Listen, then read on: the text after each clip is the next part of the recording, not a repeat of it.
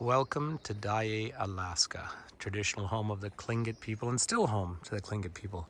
But Dyea is just about 6 miles or 7 miles away from world famous Skagway, Alaska. This is where people traveled up in 1897 and then 1898 to try and access the Yukon River and of course the gold fields of the Klondike. Now Dyea was the shortest route, the famous Chilkoot Trail. And then the White Pass was over at Skagway, and that's where they eventually built the White Pass and Yukon Rail. But Dyea saw the single worst tragedy of the entire gold rush, and that's saying a lot because there were a lot of tragedies at that time. But on April 3rd, Palm Sunday, 1898, the miners were trying to walk up the Chilkoot Trail, and sometimes they would have to do the journey 18-20 times to carry all their gear up, and they were warned by the Tlingit guides, but of course they didn't listen to that, and suddenly the side of the mountain gave way with a deadly avalanche, and there it was, and say 70 miners lost their lives. And then the gangster, who now cruise ships make a lot of money off of, Soapy Smith, and his team came out ostensibly to rescue the miners, and they went and just stole from the bodies. But down around here, this was the route they were taking. So Skagway to one side and Dyea. So the Chilkoot Trail, they would be heading up to Lake Bennett, where they would then build rafts and carry on another 500 miles roughly up to the Klondike, up to Dawson City. But for these 70 men, their life came to a very tragic and abrupt end, and a violent end, as you can imagine. So this cemetery stands here.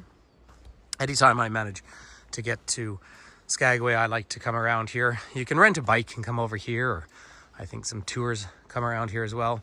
But it is incredibly moving to think about both the tenacity and the tragedy of people, of the desperate quest for life. By the way, I can hear a woodpecker up in the distance. This is a beautiful environment down here at the very top of the longest fjord in the world. This young man, for example, aged 21, native of Minnesota.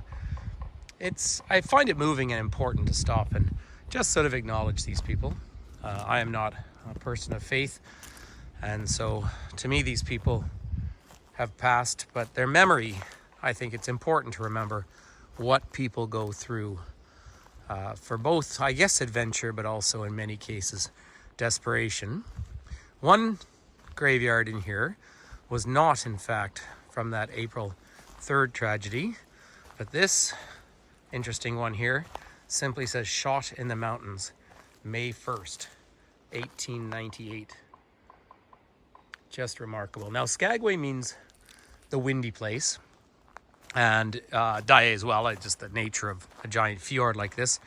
It is windy, but as soon as you get into the forest here, beautiful old growth trees around us, lovely environment. And I do recommend hiking around here in groups because it's bear territory, of course, but it's beautiful and surprisingly warm, about 10 degrees Celsius right now, so 55, 58, but when you're out of the wind, it's lovely. And you can see the mountainsides.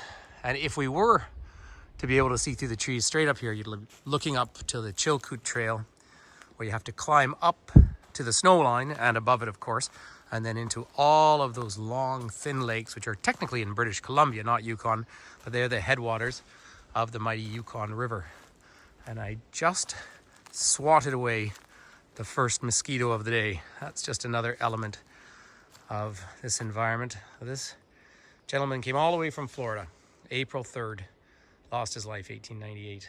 Doesn't show what his age was.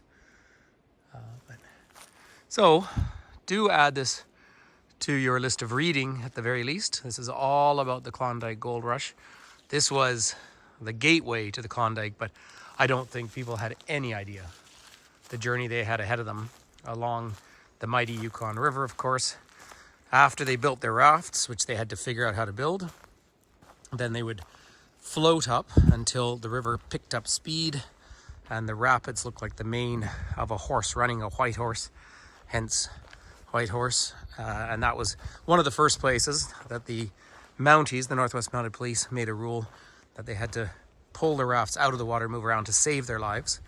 and then they would sail up past the Five Finger Rapids and then eventually up to Dawson. And by the time the 30,000 or so people made their way there in 1898, most of the good claims were already gone. So much to think about, and it plays such a huge role in our collective memory in this part of the world. You know, people have heard of the Klondike, but they don't necessarily know what it entailed. And there's also some other graves, some children as well, that were moved because of erosion, and they are left to rest here. So if you do come up here on a cruise ship, which is what about 98% of visitors do, you can drive down from Whitehorse, which is what we've done on this particular trip. But do take some time to walk away from just the same international shops you see everywhere and let soak in a little bit this history, because it's powerful and it's meaningful and it is tragic in its own way. So thank you for this little visit, and thank you for sharing my videos. It's much appreciated. I'm lucky enough to travel the world, but I always come back to places like this here in Alaska because it's just so magical and meaningful.